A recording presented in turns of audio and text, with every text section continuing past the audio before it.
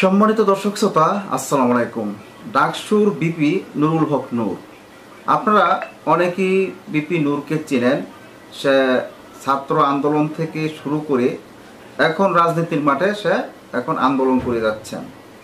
ডাকসুর বিপি নুরুল হক নূর যেভাবে ছাত্র আন্দোলন থেকে উঠে আসা একটা ছেলে, বর্তমানে সে গণ অধিকার পরিষদ একটি দল গঠন করেছে, সেই দলের সভাপতি পদে আছেন।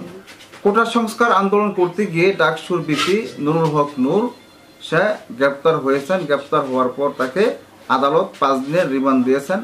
সেই রিমান্ডে তার উপর নির্যাতন করেছে এমন ধরনের কথা এখানে উল্লেখ করা হয়েছে। জনপ্রিয় পত্রিকা দৈনিক সংগ্রাম এর শিরোনামে এসেছে যে স্ত্রীর অভিযোগ রিমান্ডে নূরের উপর অমানবিক নির্যাতন করা হয়েছে। এমন একটি অভিযোগ করে তার স্ত্রী সোশ্যাল মিডিয়ার মাধ্যমে এসে কান্নাকাটি করেছেন, কান্নাজড়িত কণ্ঠে বলেছেন যে ডাকসুর বিপি নুরুল হক নূরের উপর অমানবিক নির্যাতন করেছে। তার উপরে যে নির্যাতন করেছে এর একটি বর্ণনা দিয়েছেন তার স্ত্রী। তার জনপ্রিয় পত্রিকা দৈনিক সংগ্রাম থেকে একটা প্রতিবেদন সংগ্রহ করেছি। এই প্রতিবেদনে জানতে পারবেন গণ অধিকার পরিষদের সভাপতি নূরের স্ত্রী মারিয়া কিছু কথা বলেছেন কান্নাজড়িত কণ্ঠে। তাহলে আসুন বেশি কথা না বাড়িয়ে জনপ্রিয় পত্রিকা দৈনিক সংগ্রামের প্রতিবেদনটি আমরা দেখে আসি। 2 দফায় রিমান্ডে গণ অধিকার পরিষদের সভাপতি নুরুল হক নূরের উপর অমানবিক নির্যাতন করা হয়েছে বলে অভিযোগ করেছেন তার স্ত্রী মারিয়া নূর। সেখানে নূরকে ইনজেকশন পুশ করা হয় এবং ইলেকট্রিক শক দেওয়া হয় বলেও অভিযোগ তার। শনিবার ঢাকা রিপোর্টার্স ইউনিটিতে ভুক্তভোগীর পরিবারের উদ্যোগে নুরুল হক নূর সহ আটককৃতদের মুক্তি, রিমান্ডের নির্যাতন বন্ধ ও চিকিৎসার দাবিতে এক সংবাদ সম্মেলনে তিনি এ অভিযোগ করেন। নূরের রিমান্ডের নির্যাতনের বর্ণনা করতে গিয়ে সংবাদ সম্মেলনে বেশিরভাগ সময়ই সবার সামনে ডুকরে কেঁদে ওঠেন মারিয়া নূর।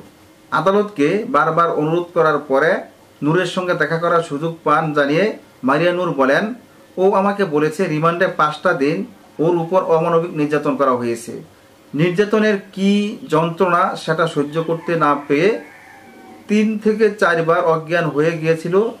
ওর সঙ্গে কি হয়েছিল তাও নিজে বলতে পারেননি।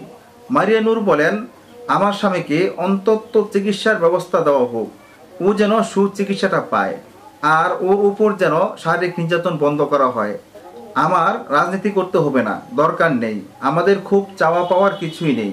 আমার স্বামীকে আমি রাজনীতি করতে দেব না, শুধু ওকে আমাদের কাছে ফেরত দিন। 2 দফা রিমান্ডের তথ্য তুলে ধরে তিনি বলেন, 2য় দফায় 5 দিনের রিমান্ড শেষে শুক্রবার যখন তাকে কোর্টে তোলা হয়, সে এক বিমর্ষ চিত্র। ও তো কোনো চোর ডাকাত নয়, ও তো খুনি নয়, ও তো কোনো জঙ্গি নয়, ও তো কোনো অন্যায় করেনি, ও তো কোনো অপরাধ করেনি, ও তো কোনো ভাঙচুরের সঙ্গে জড়িত না। ও তো ডাকসুর সাবেক বিপি, আগে ছাত্র আন্দোলন করেছে, সেজন্য ছাত্রদের নিয়ে কথা বলছে এবং তাদের আন্দোলনের নৈতিকভাবে সমর্থন দিয়েছে। এতটুকু অধিকার তো আমাদের সংবিধান আমাদেরকে দিয়েছে। হেঁটেও কোর্টে উঠতে পারেনি, পুলিশের কাঁধে ভর দিয়ে তারপরে ওকে কোর্টে উঠতে হয়েছে। মারিয়া নূর বলেন, রিমান্ডের জিজ্ঞাসাবাদ করা হচ্ছে, ও নির্বাচনে যায়নি কেন, কেন বিভিন্ন দূতাবাসে যায়।